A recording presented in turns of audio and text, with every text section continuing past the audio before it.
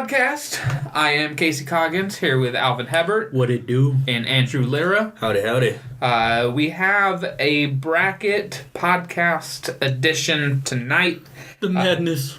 March Madness is well on its way. All the conference tournaments wrapped up. The bracket is out.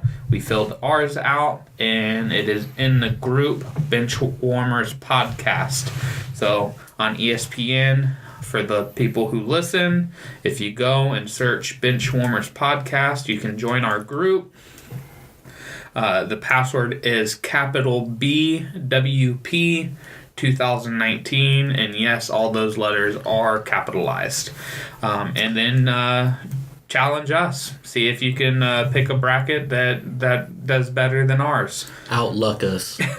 That's pretty much what it comes down to. You look at a team and it's like, man, I think I'm going to pick Georgia State to make it to the Elite Eight, and they just rattle off 4 wins, busting brackets left and right, and so be it. The worst. So we're just gonna, it's all NCAA tonight, and we're gonna discuss, Cinderella teams, sleepers to watch as far as players, the guys outside of the first round in the mock draft. On ESPN, we're going to announce our Final Four and national champion, who's going to win Most Outstanding Player of the Final Four. And then we're going to also talk about, one of those teams that we didn't have going far or making a Final Four or anything, but a team that, we like, that we wouldn't be surprised if they did make the Final Four as far as the 4 seed and lower. So let's start with everybody's favorite part about March Madness, and that's the Cinderella. You look at the teams last year with Loyola Chicago making it to the Final Four, and Sister Jean. You've had, your teams in the past as George Masons and Wichita State. Yeah, Davidson, I think, had a good run. Lehigh with C.J. McCollum beating Duke 7 years ago. Was it UMBC? The first 16 to beat a 1. That's the main reason I think people watch the tournament. Because I remember watching Valparaiso and Bryce Drew hitting a game-winning 3, as I believe that was a 12 seed beating a 5 seed, in those last second buzzer beaters to advance a mid-major, a non-Power 5 team over a Power 5 team. I remember being a Baylor fan a couple years ago, watching Georgia State and R.J. Hunter make a comeback. They were down, I think, 8 in the final minute, and Baylor couldn't make a free throw, and R.J. Hunter was hitting 30-foot threes, and he played so well in that tournament, and he banked in a game-winning 3 to upset Baylor, that he ended up being the Celtics' first-round draft pick that year. But just because of, that pretty much that game and what he was able to do. So as far as Cinderellas go, Andrew, who is your Cinderella? Who's your double-digit seed that's going to win a few games, make it to the Sweet 16, and maybe even further? My Cinderella's gonna be. I got UC Irvine half-court bank shot. I got no, not a half-court bank shot. Sorry. I said UC Irvine. There are some vocal interruptions about what's going on. That is because the Spurs are playing the Warriors, and I have it on. So just don't mind those interruptions. UC Irvine is a half-court bank shot if you got them deep. Yeah. I got them going to the Sweet 16, losing to Virginia. But, I got UC Irvine. I got them beating Kansas State and then beating Wisconsin or Oregon. I got Oregon going over to Wisconsin. So I do like the UC Irvine, the Anteaters. Gotta show out. I have, eaters. yeah, I had them beating Kansas. I have, Which way you ever want to take that? I have them beating Kansas State, and one of the main reasons I have them beating Kansas State is because I don't know if Kansas State's going to have, their best player in Dean Wade. Yup, coming in banged up. Yeah, he missed the Big 12 tournament, and he's the 6'9", 6'10" power forwards, like stretch four, can shoot the ball well, can handle it, just really does everything well. He's very similar to what Chandler Parsons was for Florida, and the prototypical 6'10" college white guys, like the Doug McDermotts, the Tyler Hansboroughs, the Jews on the schoolyard. Sure. However you want to take that. But I mean, they also have some other guys, but really Dean Wade rounds out their team and takes pressure off of I think it's Bruce Brown, that's their point guard, and some of the other guys that they have. And Irvine, like a lot of the double-digit seeds, those are the teams that have the experience, the juniors and seniors leading them, well coached. They understand what they need to do as far as their scheme, and they execute. And for double-digit seeds, execution is the reason why they end up beating these teams, like and becoming these Cinderellas, is because you look at teams like Cornell and the Ivy in previous years. Even a team like Yale has an opportunity to make a big splash beating LSU this year, because they just know what to expect out of every player, and they don't need to rely on being able to dunk on people and running faster and jumping higher. They can control the game because of ball movement and rebounding and just understanding who is in what position.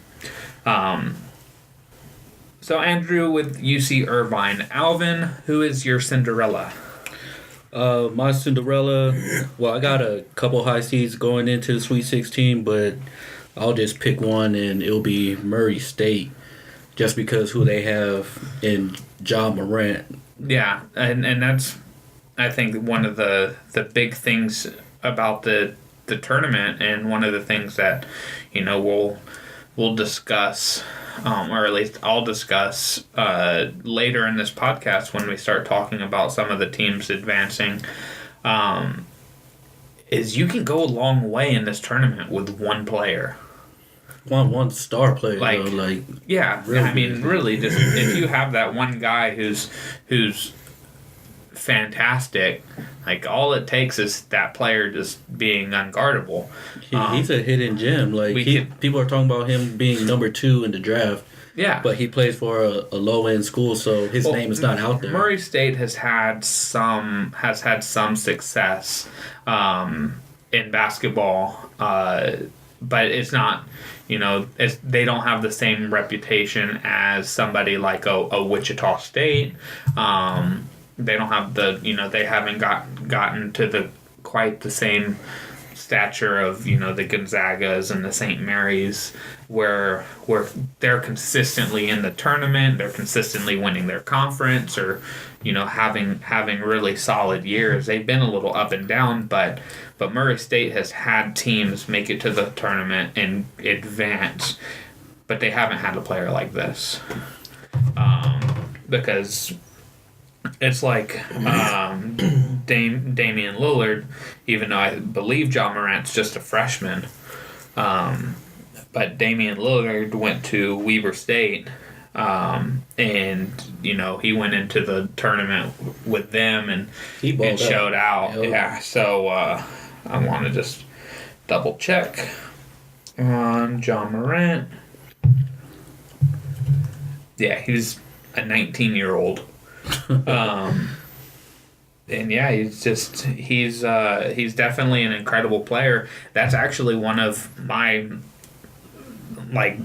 best, the game that I want to watch the most, I think, in the first round is Marquette and Murray State. Mm-hmm. Because you have John Morant versus Marcus Howard. Yep. And you just have, this game could be 85-80 with both of those players going for 40+. And so I personally have Murray State winning that game too. Andrew, do you have Murray State beating Marquette? No, I don't. No, you have Marcus Howard pulling it out and going through? Yeah, that's exactly what I had.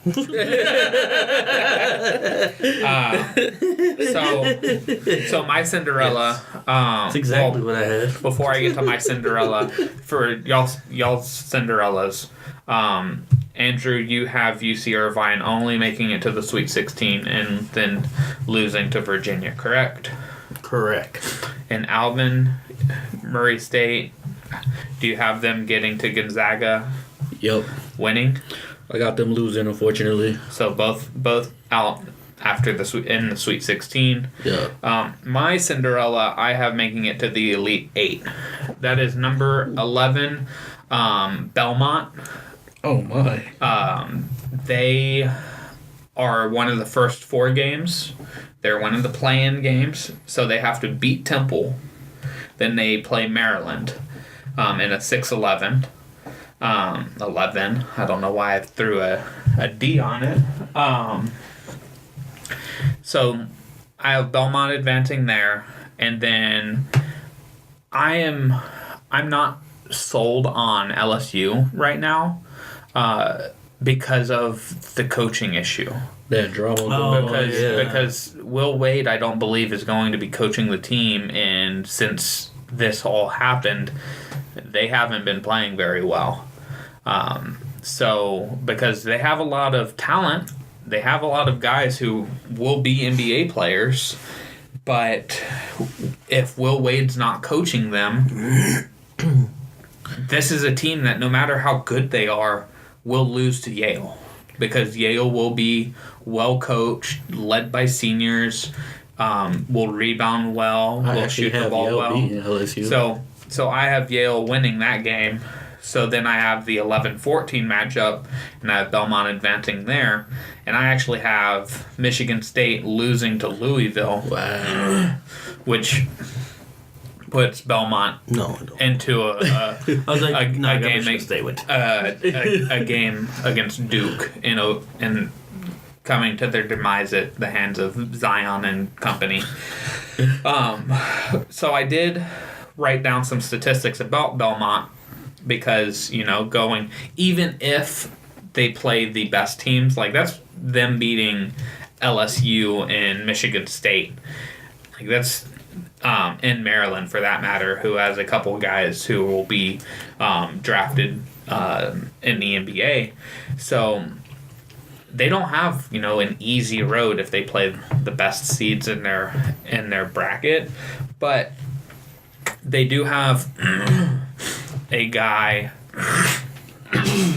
to rely on, like I talked about with Kansas State and Dean Wade, and Dylan Windler, who is averaging 21.4 points and 10.7 rebounds a game while shooting 43% from 3. And 43% from 3 in college is phenomenal, even though it is closer. You just don't have that many shooters. They're also first in the NCAA in assists per game at almost 19.9, so 20. And they are second...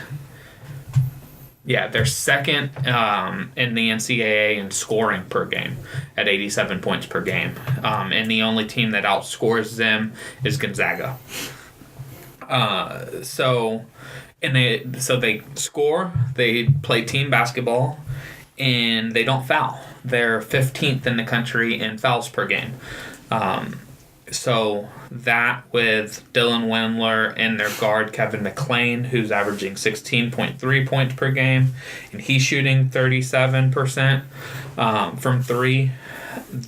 I just think that they have the right mixture of Cinderella in the NCAA tournament, and there's a reason why they lost their conference to Murray State. And typically in a conference like that, that means that you're out.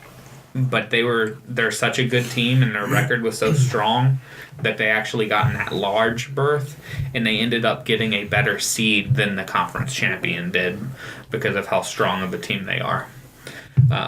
And that's Belmont is my Cinderella. So from Cinderellas, we'll go to players, Cinderella players. As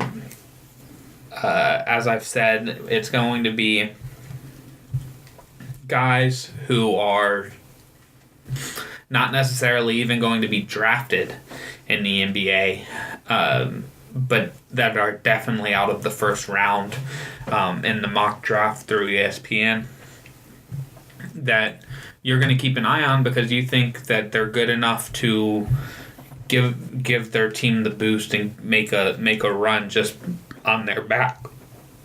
Let's call it the Kemba Walker Award. Yeah. So I'll lead this one off. One of my preseason favorite teams was Auburn and Bryce Brown. Oh, okay. I thought we had the same person for a moment. I was. There were a couple guys that I was really debating about going with because I also thought about going with Jordan Caroline and Caleb Martin from Nevada. But Bryce Brown is the catalyst for Auburn. He's averaging 15.8 points per game, shooting 42.8% from the floor and 40% from three. And in the NCAA tournament, time and time again, you see guards catching fire from behind the arc and making plays, leading their teams to victories. So much so in Auburn that I actually have them making it to the Final Four as a 5 seed, beating North Carolina in the Sweet 16 and then beating Houston in the Elite 8.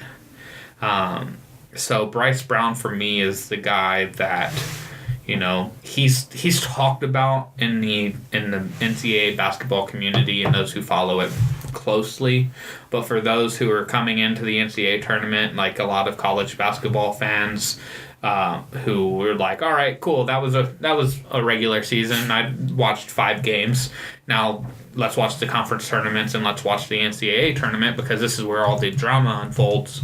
They're not used to seeing, they're not up to date on the guys like Bryce Brown, and that's why he's my player to watch. Alvin, who is your player to watch? Well, like I thought we almost had the same guy, but Are you going Howard? No. It is Auburn player, but Jared Harper is the guy That's what I thought. Harper, not Howard. Not and like how you feel that Bryce is the catalyst, I feel he's the more of the catalyst for Auburn, or at least he has been in the stretch.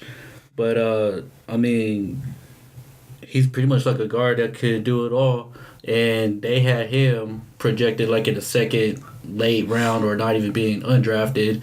To now, people are talking about him that he could possibly be like a late round, first round pick.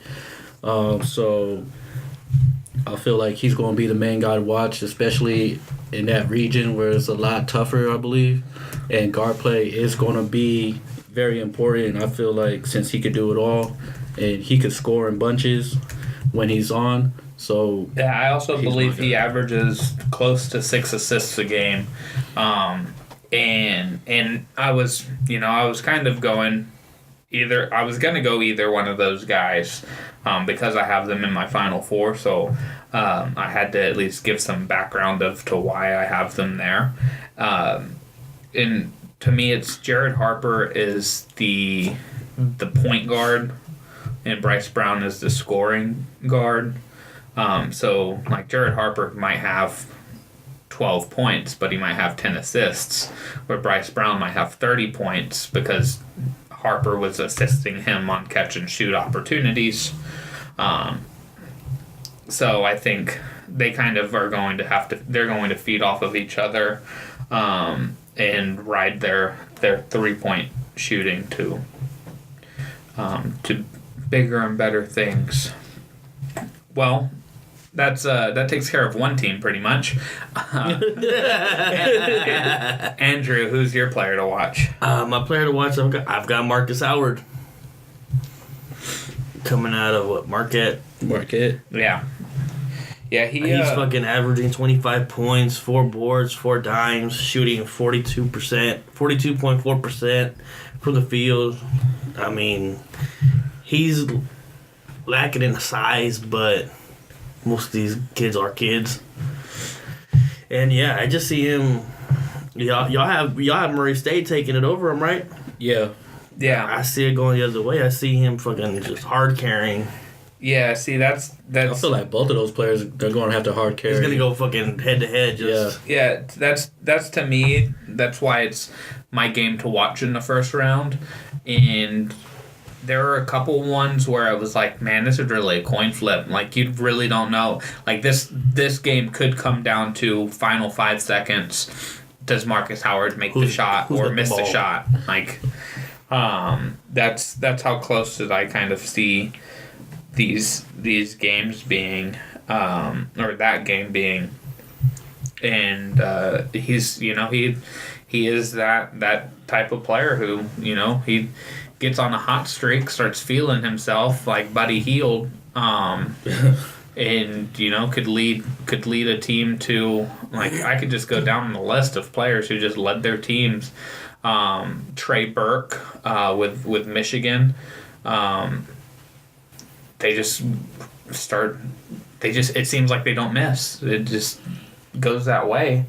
And we've seen Marcus Howard put up 2 50-point games this year, a few 40-point games, and I believe he led the nation in scoring. I think so. Him and Morant, they're up there. Yeah, so, but if you go into who are the best prospects for the NBA, ESPN has him at 84. Yeah. Like, he's behind, like, the player he's right after is Cody Martin from Nevada, who's their third best player, and he's Marquette's best player. Mm-hmm. So it kind of shows you what people kind of feel about. A lot of it has to do with his size. With his size, yeah, of course. I think I saw him listed at 6 foot barefoot. Yeah, I heard he's 5'11". 5'11"? Yeah, there it is. That's the same thing with Harper. He's 5'10", 5'11". Yeah, you see that a lot with NBA players is their height, and they have to be able to do something like extraordinarily well. Had Marcus Howard played for a bigger school, like had he been playing in, like, at Indiana, doing the same things that he's doing, or even Illinois, since Marquette's in the Chicago area, well, Wisconsin, I believe it's Milwaukee, where it's at, like a bigger school, we'd be saying, like, this guy's a lottery pick. Look at Trae Young last year with OU. He was playing against Big 12 teams and putting up all these numbers, and he had the same question marks about his size. Will he be able to get his shot off against NBA players and all this? And he's been balling out this year for Atlanta. So Marcus Howard is definitely a fun player to watch, and he's one of the things that you love most about the NCAA tournament is just, if Marquette does make a run in this tournament, it's going to be on the back of him, and it's going to be a light show because of his ability to shoot. So let's go to Final Four. Andrew, we're just gonna boomerang tonight. We're just I that tends to be how I operate this. Who are your Final Four teams? My final four, I've got 3 1 seeds and then a 7. Ooh, that's 7. Let me take good. Let me take a guess at your 7 seed. You're Not going that hard Nevada. to guess. Oh, no, not Nevada. Louisville? No. Wofford, That leaves. Cincinnati. Yes. Cincinnati. What the? So there was a video that I saw where it's like it's the stereotypes of bracket pickers, where it's like you have the know-it-all who's like, oh yeah, you need to, like, 12 New Mexico State has this player, like they're gonna get to this, and they try to like actually say, like, break it down and prove it. Right. And then you have the all chalk people. It's like, yeah, I don't see any of these teams losing. Like 8-9 matchup, nah, the 8's gonna win. Just picking top seeds. But then there was one where it was like the holding a grudge picker, where it's like he won't pick a team to advance far if advancing past the first round because they busted their bracket like 7 years ago. And that's how I feel about Cincinnati. Because I picked Cincinnati to win it all last year. Because, yeah, I remember that. Because they were insanely good. They were a 2 seed.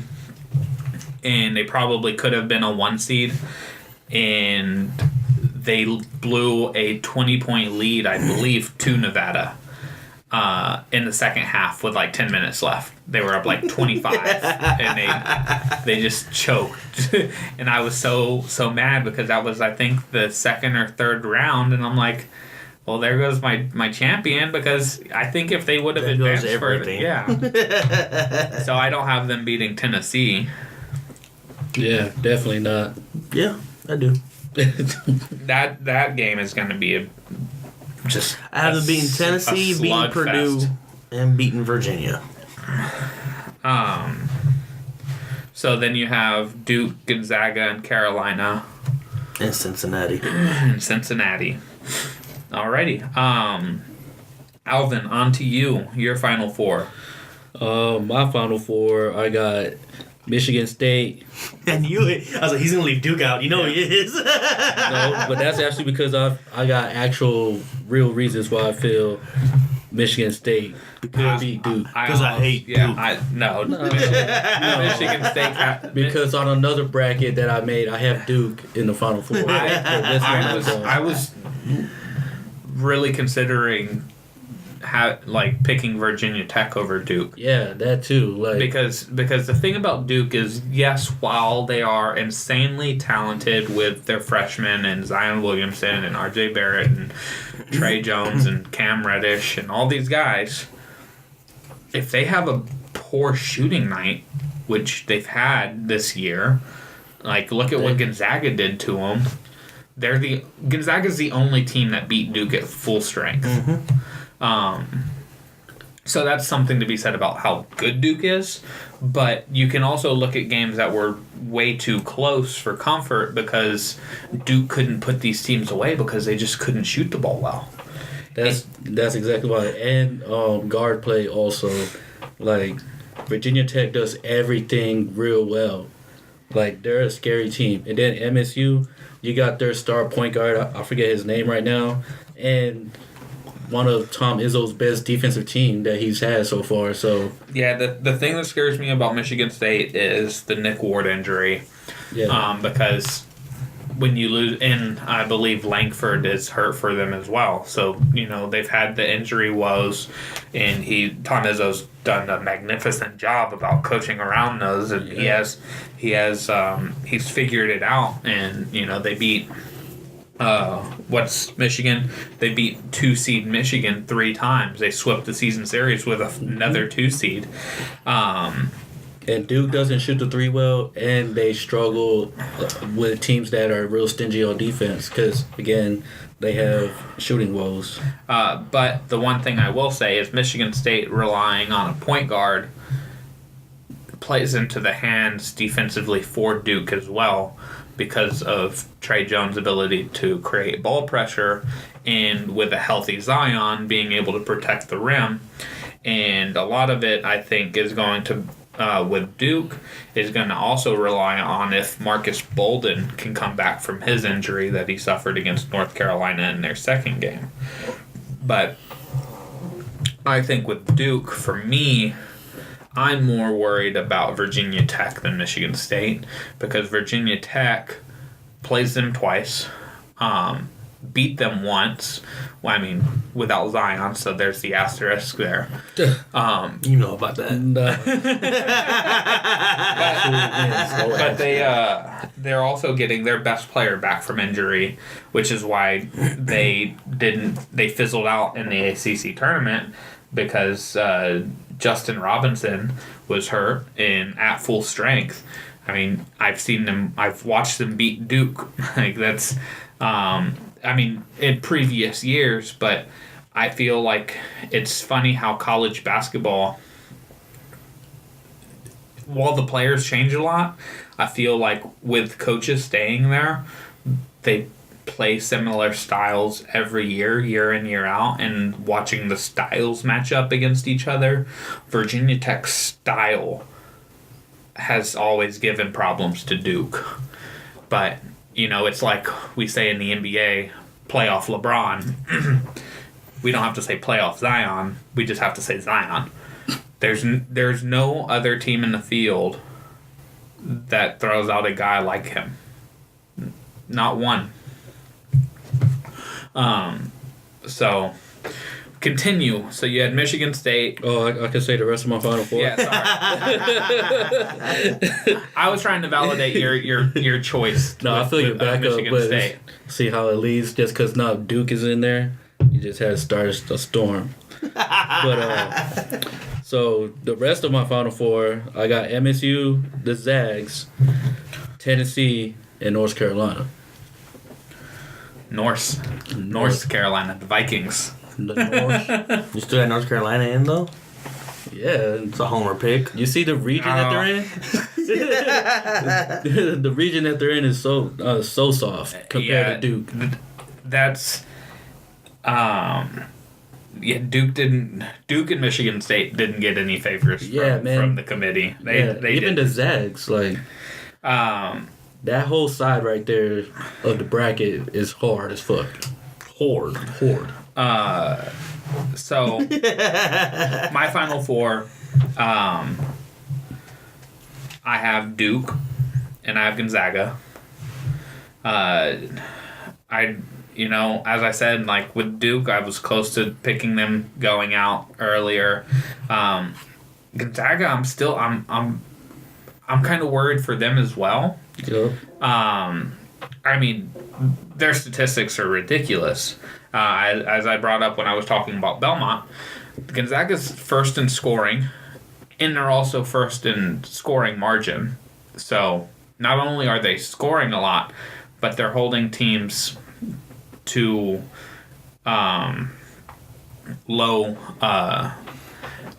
points, and it's one of the things that in the NBA we put so much weight in is point differential. How much are you beating a team by on average? And they're first in that. They're third in the country in blocks per game, and they're fifth in the country in assists per game. As a team, they're loaded with Rui Hachimura, Killian Tilly, Josh Perkins, Brandon Clark, Zach Norvell. But it wouldn't surprise me at all to see them lose to a team like teams that we've discussed in Murray State and Marquette. I was close to even having Florida State beat Gonzaga because Florida State is a team that Gonzaga doesn't see a lot of. Like, even though they played Duke this year, Florida State has bodies to throw at Gonzaga that Duke doesn't, other than Zion. Like, long, lanky, defensive players. And that will be a rematch also. and then also, with Nevada as a 7 seed, they have 3 guys who can light it up. They score in bunches, and they have length and athleticism to be able to contend with Rui and Killian Tilly and Brandon Clark, the big guys from Gonzaga. But when it comes down to it, Gonzaga, to me, is the best overall team in the country. And I was pushing hard for the Spurs not making the playoffs so that they can draft Rui Hachimura, because that dude is an NBA player. So that's that side for me, is Duke Gonzaga going chalk there. On the other side, I have Tennessee beating Virginia in the Elite Eight, making it to the Final Four. As I brought up with Gonzaga, Tennessee's 4th in assists per game. They're 6th in blocks. They're a top 20 scoring team, and they're 8th in scoring margin. And the SEC was a pretty tough conference at the top, having to play Kentucky twice. They got blown out by Auburn in the SEC championship game, but I think they really didn't have as much to play for. And they have 2 guys who are going to be starters in the NBA going forward. And the guy who's probably going to come in second in Naismith Player of the Year voting in Grant Williams, who's averaging like 20 and 11. Just insane numbers. I think when I looked at it, he was at like 19.6 points, 10.7 rebounds, 3.6 assists, 2 blocks, and 1.5 steals. Like, just stuffing the stat sheet for him. So I have Tennessee there. And then, as I brought up earlier, I have Auburn going on a hot streak shooting the ball and being able to being carried by the guard play and beating North Carolina and Houston, making it to the Final Four. So I have the 1-5 seed in the Final Four. So that leads us to the national championship game. Who do you have in it? Who do you have winning it? I'm not going to do the boomerang. Alvin, you're going to lead off here. Switching up with the curve. So, of course, I got MSU versus North Carolina, a rematch from a few years ago in the national game. And, of course, when North Carolina's in the finals. That was one of the other stereotypes, the homer. Oh, yeah. It was Rip Hamilton. Because it was all CBS personalities, so it was like Raja Bell and Danny Cannell and Rip Hamilton and a few other guys that. But Rip Hamilton was like, UConn. And somebody was like, UConn's not even in the tournament. He's like, UConn all day. North Carolina got an easier bracket, and I feel like they'll be more fresh going into the game than Michigan State will, because, again, they're going against Duke, they're going against the Zags, they're going to be beat up, limping in. Easy for my Tar Heels. Did you have Tennessee too, or who did you have in that bracket, that region? Was North Carolina? Yeah. Yeah, I had them beating Tennessee. Yeah, because I can see that game being tougher physically than Michigan State versus Duke, because Tennessee's like big bodies, and like Grant Williams might not be as just raw powerful as Zion, but he's that Luke May type build where he's able to pop out and shoot, bang inside. And I think that could be, if that ends up being a game, Tennessee, North Carolina, that could be like the game of the tournament. Could be, yeah. Because you have the guard play, you have 2 great offenses, and 2 great coaches. And also, I got Michigan got to go through Gonzaga to get to the national title game, so they're another big team. Yeah. So you have North Carolina taking out Michigan State. Andrew, on to you. We got Duke beating North Carolina again. Full strength. Again. No asterisks. No asterisks. Where are the asterisks? I don't get it. It's in those 2 games that they played on. The first 2 games with no Zion. Just because the Tar Heels won those games? Because they weren't at full strength. So what You got even the player. You had North Carolina players saying like, "Yeah, it's cool now we beat him, but we want to beat him at full strength." Even there's like, it was an asterisk win. Well, because like how you and other people that think like you are going to be out there saying, "Well, they're asterisk wins. Y'all didn't win because Zion wasn't there." That's exactly. So of course they're going to say like, "Well, yeah, we want to beat them at full strength." And they couldn't. Lost by 1, and he went over or back on somebody, but it's all right. Took that L though, regardless. All right, and we're going into the tourney. It doesn't matter if you win by a point, you win by 10 points. And we're going into the tourney too, so we'll see. That game, as I said when we were texting about it, I didn't watch. I will honestly say I didn't watch that game. I was busy doing other things. But having, follow the NCAA talking heads that I do, looking at the box score, watching the replays, that game was that close for one reason and one reason only. RJ Barrett was trash. Yes. Straight garbage in that game. He was 1 for 11 from the floor, ended up with I think that's what it was. Maybe he was a little bit better than that. I think he did finish with 6 points. Yeah, it was like 6 points. Because I know we had talked about that and you thought it was 6 points, but then you said, oh, that might have been Cam Reddish. Oh, yeah. No, because I think Cam Reddish finished with 6 points. RJ finished with like 16. Let me pull up that box score really quick. But yeah, it was, and I was seeing that like down the stretch, Duke was just not giving the ball to Zion. Like they went like a couple minutes with him not touching the ball down the court, and you just can't do that.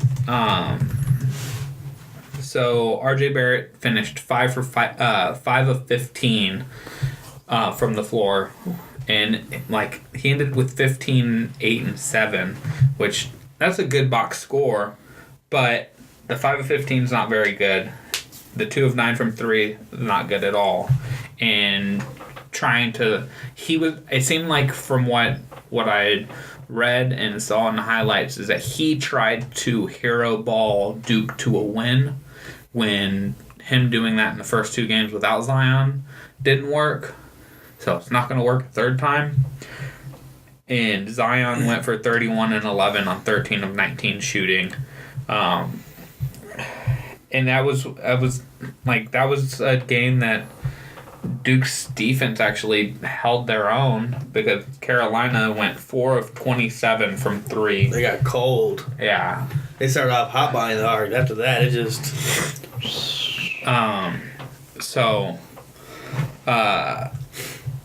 I do think Duke is the more talented team. The difference, I believe, in the two teams in that rivalry this year is the experience factor that Carolina has. They don't rely on a freshman being their best player night in, night out. If Zion had played all 3 games, what would the head-to-head be? Probably 2-1 Duke. They always find a way to split. This is the first time somebody has swept North Carolina swept Duke since like 7 years ago. Yeah. Actually, no, it was Tyler Hansbrough senior year 2009 2010, I believe. The most specific is like, I believe, actually. I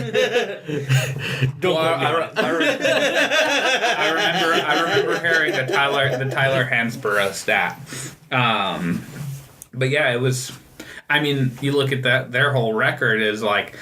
I think at one point they had completely split the series, like in its history, and they had scored the same amount of points. Mm-hmm. Yeah. So, how close that series is ridiculous, and I think Duke wins that first game if Zion doesn't get hurt,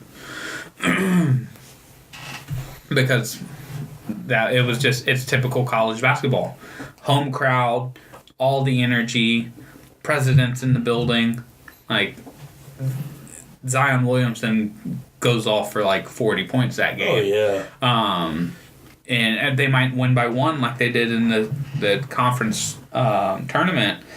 But I think Duke still wins at home. North Carolina has the revenge factor on their home court. And then... neither of them make it to the ACC final. So, that's Duke over North Carolina. Duke UNC Volume 4 this year. I think that's what's gonna happen. Which I think that would be good for college basketball, having that as the final. I think that'll be especially since they're gonna lose a lot of players. That'll be the most hype final. I think it'll just be, seeing these two historic. It would be like watching Boston, New York play in the World Series, like watching the Red Sox and Yankees face off in the World Series. Can't happen, but like that rivalry. It'd be like watching the Lakers and the Celtics in the finals. Yeah, for the 17th time. Yeah. But that's how it would be. My Final Four, or my national championship game is, I do have Duke winning, but I have them beating Tennessee. I think Tennessee...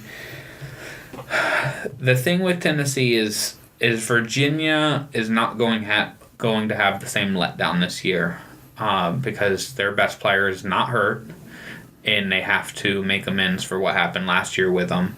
They're better offensively than they have been in years past, and they're always good on defense. And so I do have, the Virginia-Tennessee Elite Eight, but Tennessee coming through because I think their top 2 players are better than the top 2 players from Virginia and better than the top 2 players from Auburn. Auburn's not going to have an answer for Williams and Admiral Schofield, as well as the other guys I have listed. Lamont Turner, Jordan Bone, and Jordan Bowden. They have, it's not just the top 2 guys. They have, I believe, four or five guys that are averaging double figures. But the explosiveness that Admiral gives you, the consistency that Grant Williams gives you as far as just being an all-around player. I have them beating Auburn and kind of getting blown out by Duke in the final, because while I think Tennessee has a very solid team, they won't have an answer for Zion. They won't have an answer for, like, even Trey Jones will be able to create ball pressure. And Duke is just an overall better team. And I have Duke taking it all. And it's one of those things where think about like 10 years from now when Bill Belichick is retired and Tom Brady is retired and the Patriots are a completely different team and they make it to a Super Bowl. As much as you hated them for the 20 years of Tom Brady and Bill Belichick in this dynasty, and just they've been like this the hated team, 10 years from now they could have, they could have Tua as their quarterback. And that's just, hyperbole, but like they get a quarterback that you just like, I love watching that guy play, and like I just want the best for him, and they play in a Super Bowl, and now you find yourself rooting rooting for the Patriots, or you start rooting for the Yankees, and you start rooting for the Lakers just because. No. Don't see that ever. Because it depends on who they're playing. No. But like this Duke team. Nope. Is not. That's in your blood. But I was just saying, in general, like, people hate the Lakers because of the tradition and the history of them, and they're just. But then they get a player that's just universally loved, and like if the Lakers had Steph Curry, people would be like, oh yeah, the Lakers have Steph Curry, and like really excited to watch them play. And I feel like that's Duke this year. Like Duke has never had a guy that all the people who hate Duke, and from like the Christian Laettner, Bobby Hurley, Grant Hill days to the J.J. Redick days and Sheldon Williams and all the guys in the long lineage of Duke players that you hate, Grayson Allen and all that. Then they get Zion Williamson, and you like the general population just loves Zion. I don't think the general population loves him. I think they're just fascinated by him. Well, I mean, those kind of go hand in hand a little because bit it's just it's not so much love as it is just awe. It's just like he's doing things that you don't really see college players ever do. Or 6'8", 300-pound players do. Right, yeah, and so it's but like people are actually like rooting for Duke and like wanting to see Duke play and Alvin shakes his head. Yeah. Hate. I don't know anybody that's rooting for Duke. That's all I'm saying. I have heard a lot of people rooting for Duke. I hear a lot of people rooting for Zion. And that's why. Like they're rooting for Zion and because they just want to see more of him. Yeah, they want to see as much as possible and they want to see him play at the highest level he can. They want to see how far that competitiveness goes. Yeah, so you don't like this is the only time Duke is going to be in this position. Yeah. Like ever. So they're mine and Andrew's champion, and Alvin went with North Carolina. I think North Carolina's going to tire themselves. They play fast ball. So does Duke, but not as fast as North Carolina. Yeah, North Carolina is just... Yeah, North Carolina's they very fuck their push. They're UNLV. Yeah, and I think, this is a fucking... What's the term? What's the thing go? It's not a sprint. It's a marathon. Yeah. I think they're gonna tire themselves. So, I mean, look, this tournament's gonna be fascinating because if no 1 seed made it to the Final Four, and we had like 2 4 seeds, a 7 seed, and a 12 seed, I'd be like, that makes sense for this year. Like that just... Man, I saw somebody with Texas Tech and Auburn in the Final Four. Well, I have Auburn. I mean in the championship. I said Final Four. Yeah, Tech is difficult because I feel like they were a little up and down this year. I got Tech losing to Florida. What? Ooh. You have Florida? Tech is like the number 1 defense? I got Florida at the Elite 8. Wow. Billy Donovan's country number or something? Did they get Joakim Noah back? Right. Al Horford is in there?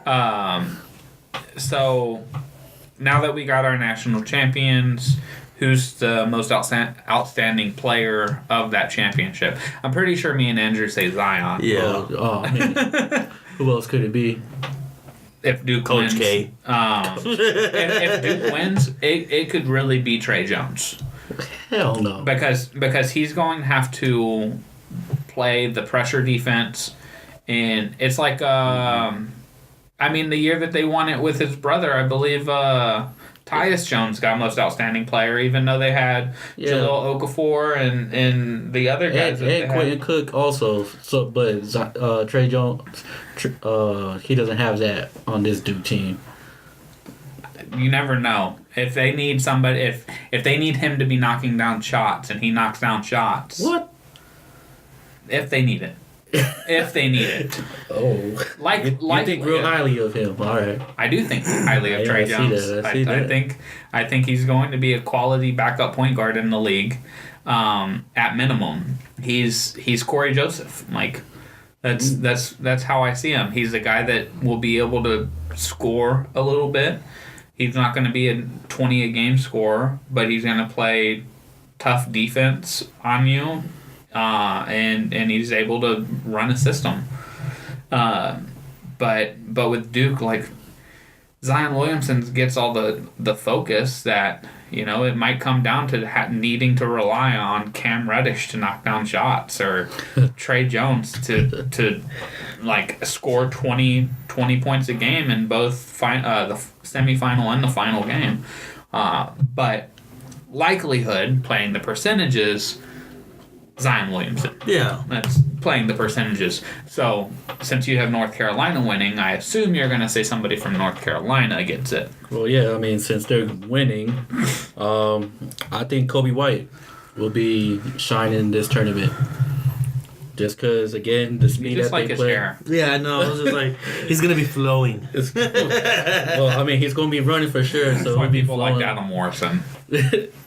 But, I mean, I just feel like, I mean, Luke May's going to get, like, all the attention. And Nasir Little also. Cam Johnson. And, yeah, and Johnson also, the way he was playing in the ACC tournament.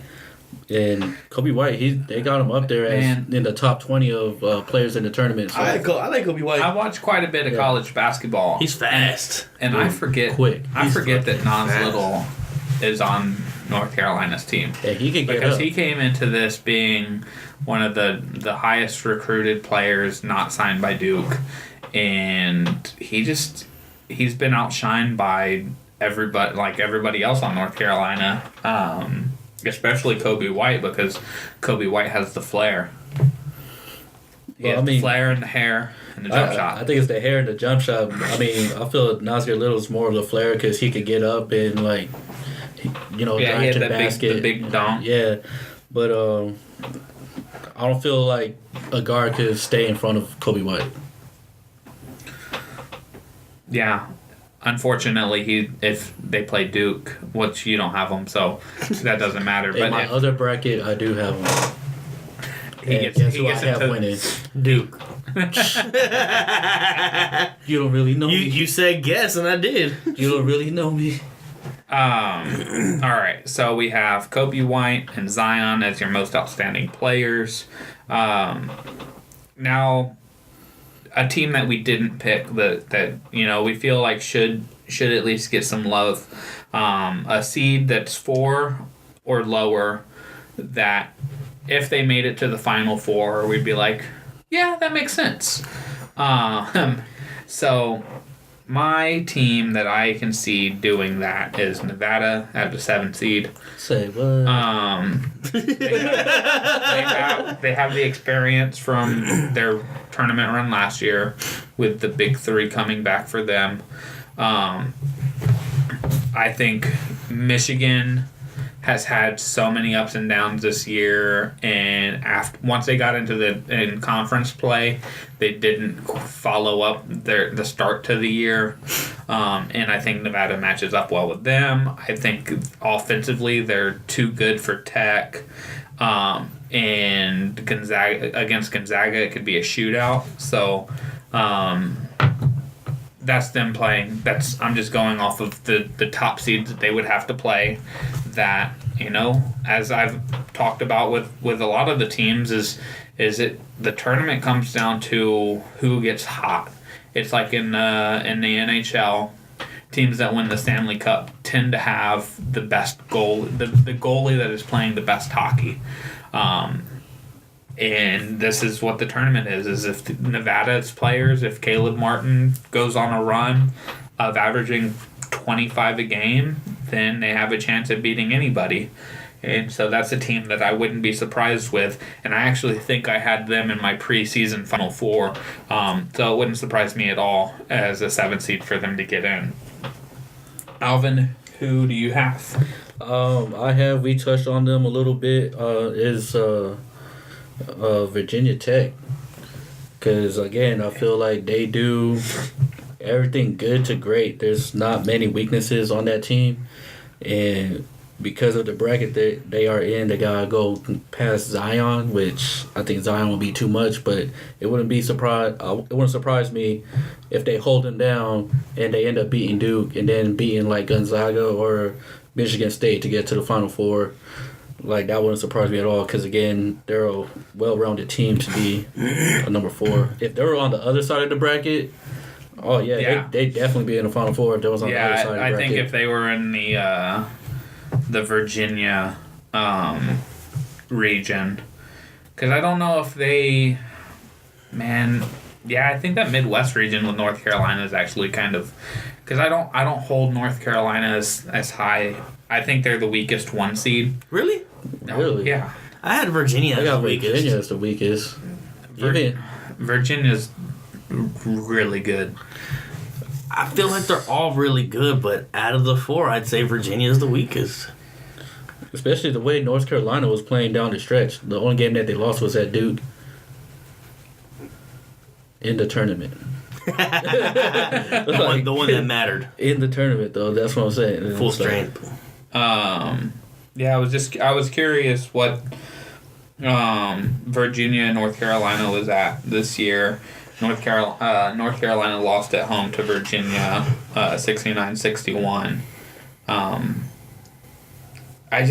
I really like Virginia's team, and I think again they have the same they have that chip on the shoulder that I like to root for, of DeAndre Hunter being hurt last year and being healthy this year, and Kyle Guy being a Kyle Korver type spot up shooter, and being as well coached as they are defensively.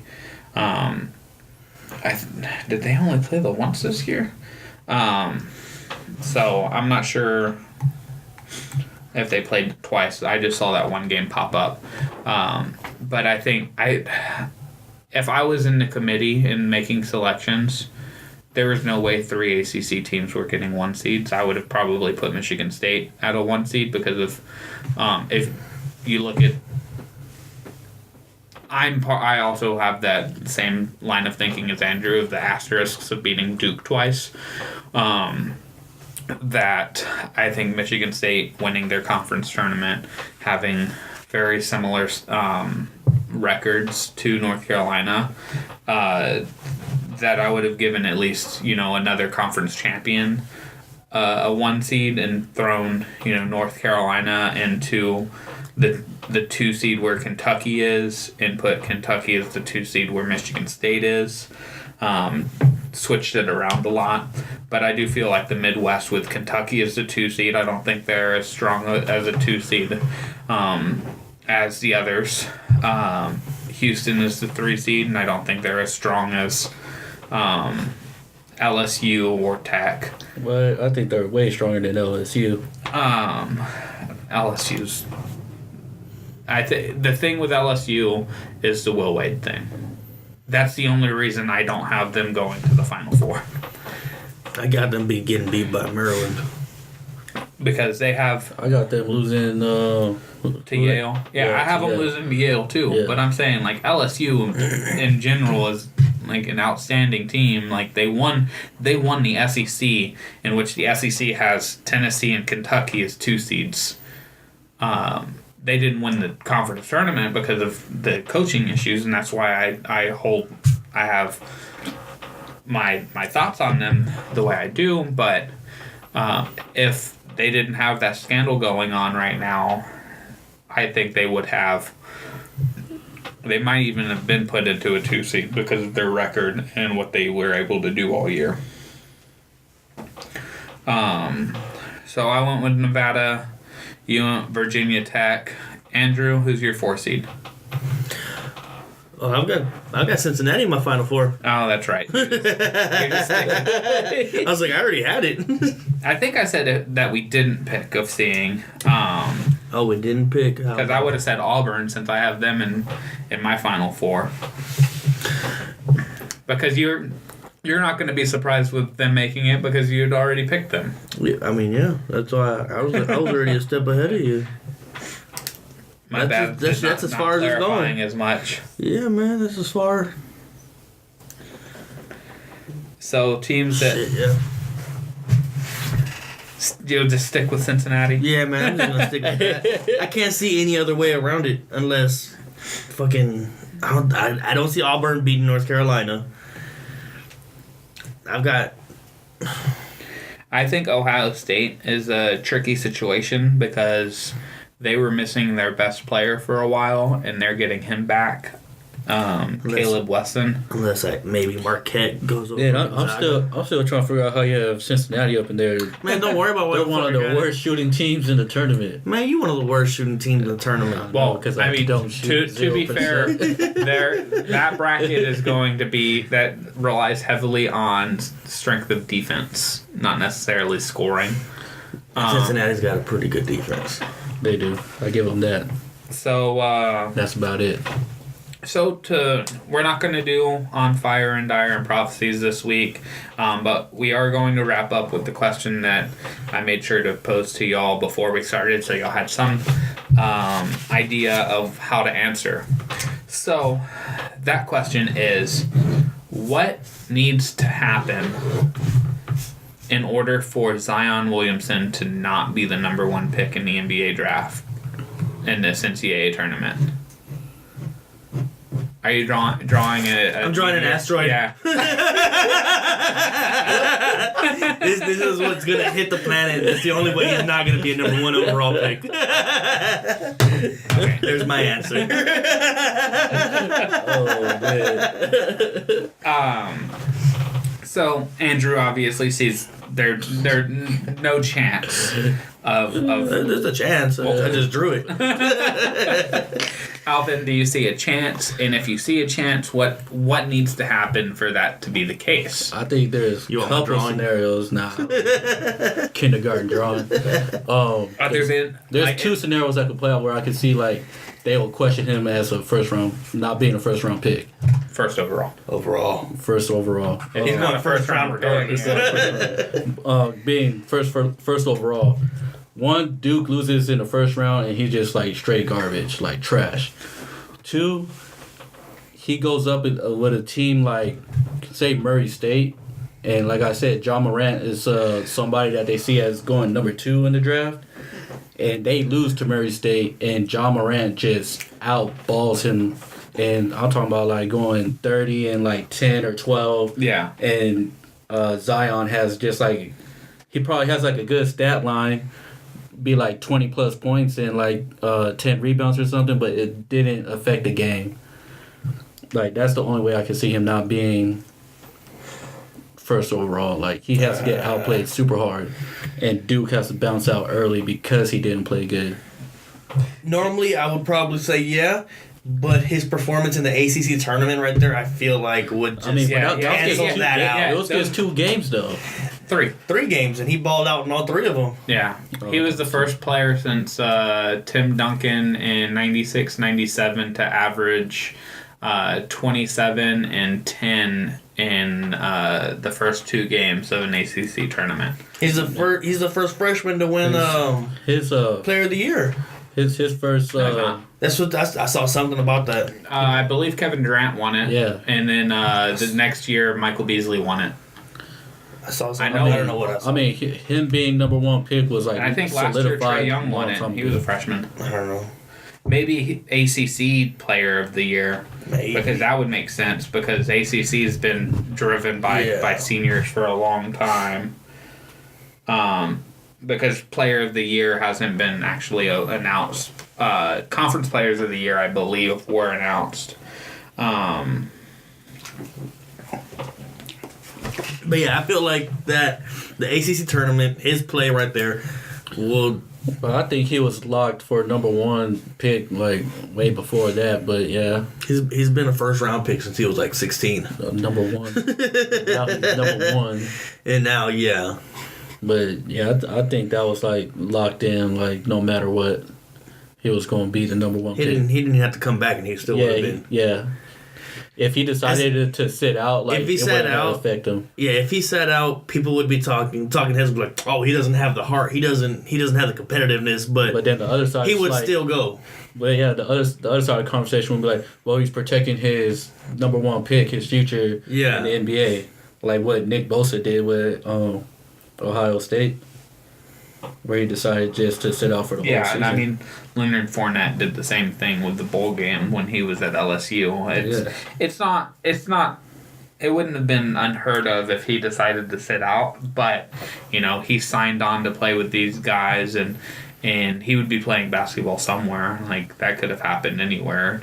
It wasn't like it was some, like, y'all remember Paul George's injury when he broke his leg? Yeah. Yeah. That was in a scrimmage for Team USA. Like, like Zion Williamson getting hurt could happen anywhere because he's going to go play basketball. Why not do it competitively on the bright lights, playing for Duke with these friends that he's made? Because college basketball is that. It's and what type of injury? Like, how often do you see that injury that he had? Like, that's just like yeah, it was crazy. Like, busted out of your shoe. Like, he's. For my answer to the question that I posed, there's very, very, very little chance of him not being number 1 overall. Do you want my drawing? I would have just drawn my own. I have colorful markers. But so one of the things that's not even tournament related that could happen is who gets the number 1 overall pick, because I don't think, like, I'm a believer in, filling out a well-rounded roster and, like, getting people to do specific things. And, if the Suns get the number 1 overall pick, I don't think you draft Zion Williamson. That's when you draft Ja Morant. You draft... No, but they don't need a guard. That's when you draft R.J. Barrett because he's 6'8". They have Devin Booker. He's not a point guard. I mean, they have him playing point guard. But he's not one. But yeah, I mean, even if they draft Ja Morant, they need somebody to pair with Booker in the backcourt. Booker on the wing or in the backcourt. So that's one thing that's not tournament related. Tournament related, I'm in agreement with. They have to lose early, and he has to be terrible, or even if they win it all, if he's terrible, like averaging 5 points a game and not shooting the ball well, and RJ Barrett just goes on this absolute tear shooting the ball and like averaging a triple double, and like I could see a team being like, well, because before the season started, RJ Barrett was projected to be the best NBA player out of everybody, but he really didn't show it because Zion Williamson has the body and the athleticism that just is a mismatch for college players. Like, again, as I said earlier, you don't see guys like Zion Williamson in college basketball. Like, you rarely see it in the NBA as far as body type and athleticism. But RJ Barrett is a James Harden type player, but taller. So, like, there are very few things that I think could happen and not have Zion being number 1. And the most likely of which being the wrong team for him gets the number 1 overall pick, which is unlikely to happen because everybody wants him. Yeah. I mean, the Suns need somebody to pair or to bring people to watch them play. So even if it doesn't make sense basketball-wise, they would still take him just for the excitement level. But I just don't think putting him alongside DeAndre Ayton is a good idea. So that wraps this week up. We'll get watching the tournament. Next week we can have some second round reactions. We'll bitch about our brackets being busted, and then what we're gonna do is we're gonna do the hottest of hot takes in the NBA for the rest of the season. So be prepared for that. But wrapping up this week, I'm Casey Coggins, and I'm always joined by Alvin Hebert, Deuces, and Andrew Lira. Peace. Go Spurs.